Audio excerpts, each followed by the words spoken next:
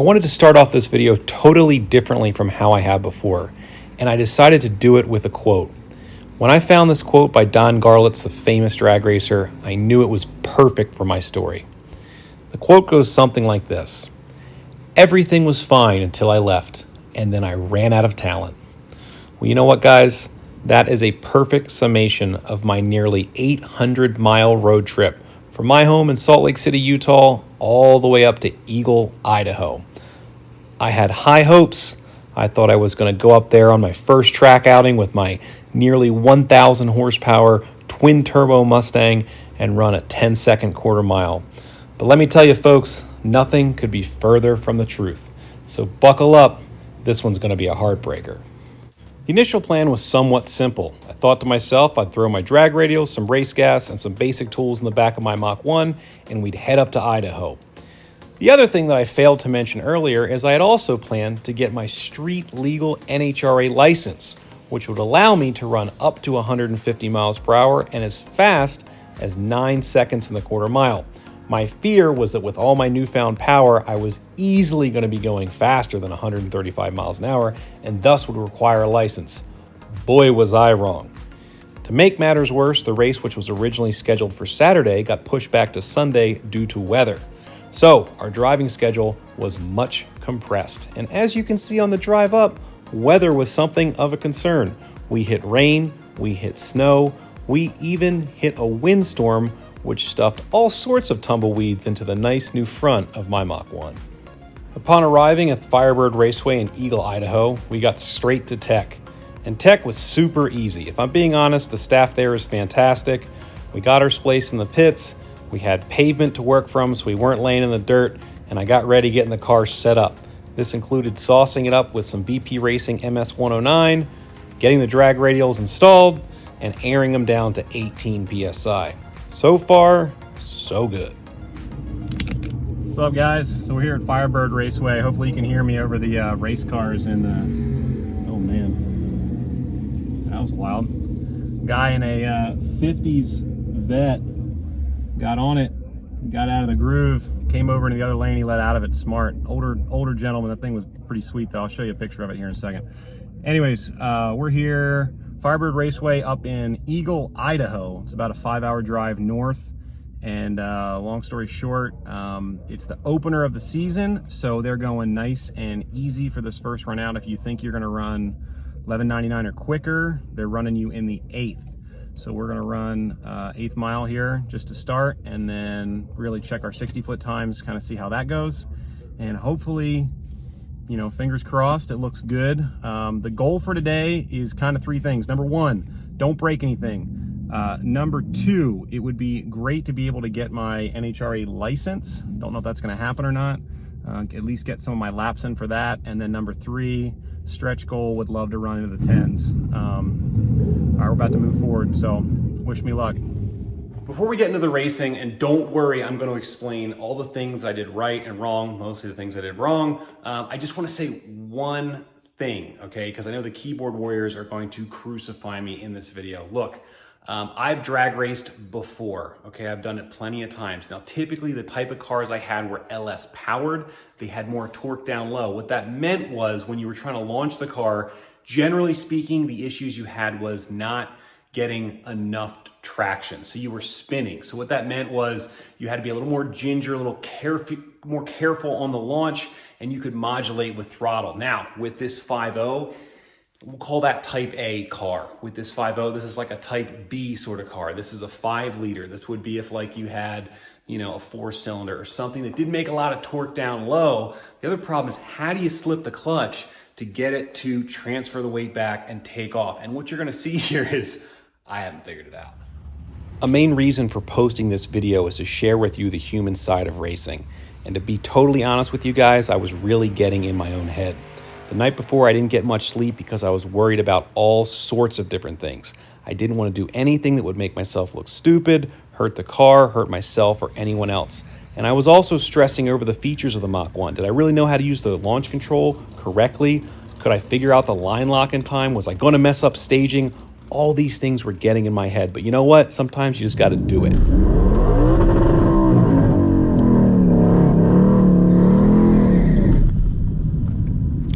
is my first time using the line lock at the drag strip. It's one thing I will say that I got better with throughout the day was using the line lock. I think my burnouts improved. You'll also see me taking my time pulling up to the lights to pre-stage and stage. I wanted to be very courteous of the person I was competing with, and I think this is another thing if I'm looking for things that I actually did well throughout the day. I did get better at burnouts and also not being rude while staging.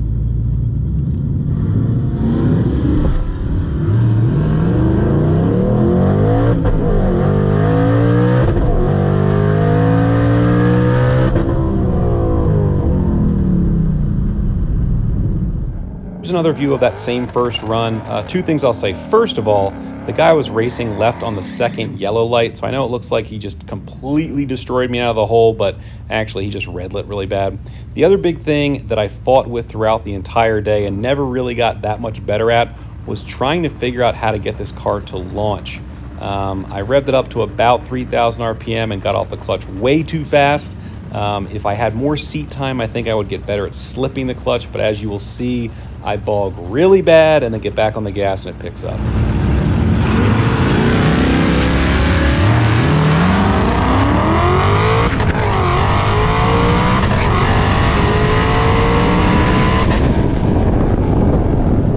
The wheels really started to fall off the bus here. As you can see, it started snowing on the track. This is the third time they stopped it for weather. This time they told everyone to just stop and take lunch. It was going to be a while. So finally, after much delay, I got to get back in line. Now, I started to notice at this point that some people were getting to skip the line. And contrary to other drag strips that I had been at, where you get to get a lot of runs in a short period of time, that just wasn't the case here. It was opening day. They had tons of people. They were running junior dragsters, they were running motorcycles, they were running people in slower cars, faster cars. They didn't have it set up so where you could make a run and get back in line. So I inquired about skipping the line and found out that if you were licensing, you got kind of preferential treatment. And since I was truly trying to get my street legal license, they allowed me to put some markings on my car and skip the line, which was great. So you see me get up there, and unfortunately I do kind of mess up the in-car footage here. I had my camera filming me driving up to the line and not me actually racing.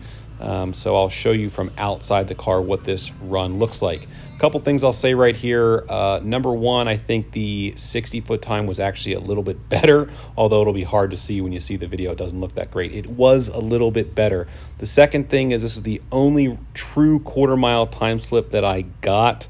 They had me running 1/8 mile the first time. This is a quarter mile, and then the last one, for some reason, I didn't get any time slip. Now, the big mistake that I made here that just, it irks me to show you guys this, but hey, this is sometimes what happens, is I missed the 1-2 shift. I usually don't miss shifts in this car. I definitely don't generally miss the 2 to 3 or 3 to 4. I have missed the 1 to 2 on the street before, but today I just couldn't get the 1-2 shifts down. So we'll flip the camera around, you'll see it from outside, and then we'll show you the time slip.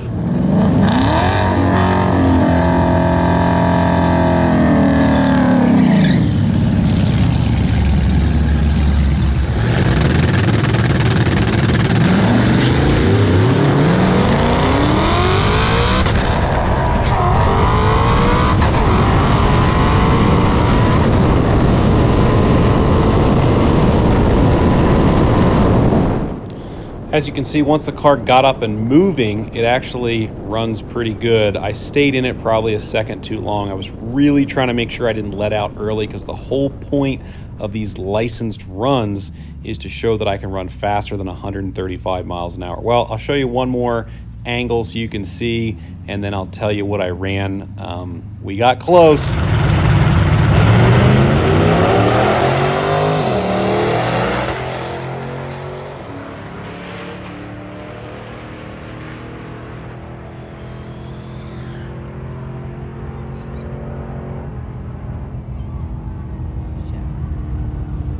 Like any other person who's doing terribly but has the ability to add more power, hoping that that will solve the situation, I did what any sane person would do, and I said, you know what?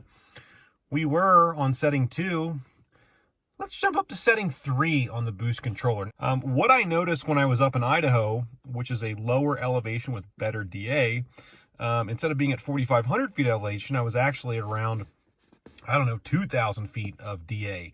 So actually my setting 2, which like I said is normally 9 pounds, was yielding up near 12 pounds. So when I clicked it up into setting 3 for my third and final run, yep, we hit overboost.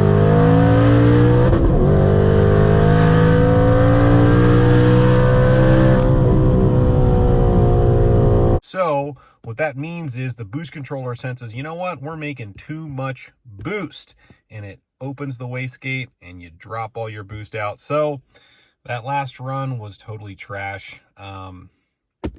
Did not get any good times from that one, and they didn't even give me a quarter-mile slip, so even if I wanted to show you what I ran, I couldn't.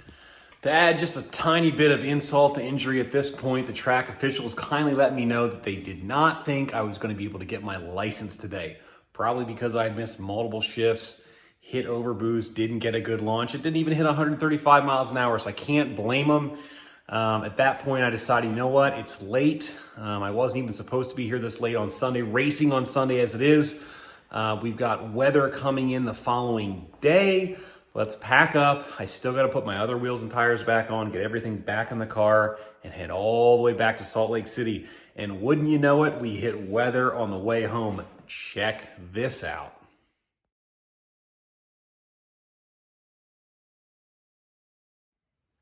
Yeah, that's right. We hit some pretty good snow to the point where it was a little scary. It wasn't quite sticking to the road yet, but even on the stock wheels and tires that this comes with, you do not want to be driving those things in sub 30-degree weather in the snow. So we got home, kind of tail between our legs.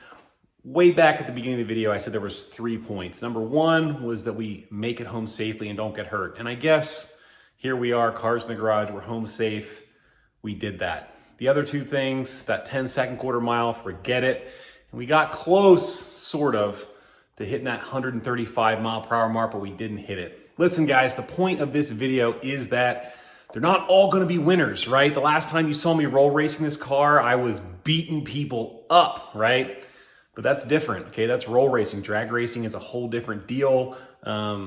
You know, we raced a lot of people roll racing with automatics and did well, but you're gonna have a hard time competing with an automatic at the drag strip, at least at my skill level. But I wanted to share this video with you guys because they're not all gonna be perfect days. Not everything you see online, all these perfect Instagram pictures and everybody with their 1,000 horsepower car that runs whatever it runs, that's not necessarily gonna be you. But that doesn't mean we shouldn't show it. So hopefully you guys get a little chuckle out of this. Hey, we'll be back. You know, we'll try and make some tweaks, mostly to myself. I got to become a better driver, but we're going to take this thing back out and roll race it next month. Hopefully I can redeem myself.